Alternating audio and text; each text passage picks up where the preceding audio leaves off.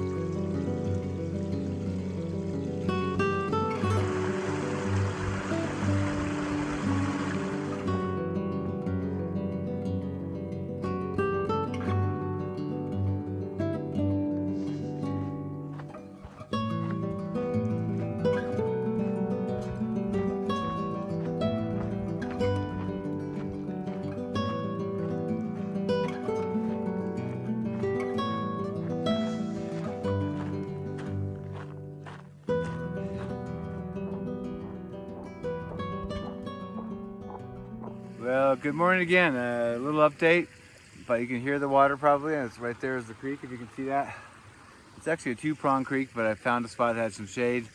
I'm taking my breakfast a little early. I've done right at 7 miles by 9 o'clock, which is pretty good. I had two pretty steep, actually 2.5 to 3 pretty steep climbs. Not all long, but one was, 500 feet, 400 feet, and about 400 feet. So yeah, I've done all right. I'd be further along.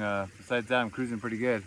Loving the views. I don't know if you guys are too, but I cut kind of tried to show you how the landscape changes. Like literally every quarter mile, I'm in the forest. I'm in what looks like the desert, then it's lava, then it's forest, and I really like that. I haven't looked super far. I know I have a big climb at about mile 12, but as I told you, it's over a long period of time, so it looks like it's not too bad. Who knows? I can tell though that we're slowly losing trees, so it's going to be more exposed and in the sun the whole time and less shade, so that's kind of a bummer. But the good thing is, and we'll see what happens, yesterday looked just like today, perfectly clear, and I thought it was going to be hot all day, and then the clouds start rolling in about 11, 12, somewhere in there, and then we get some cloud cover in the afternoon, so hopefully that continues. And that's about it. I'm going to eat some breakfast, get some water, and get going.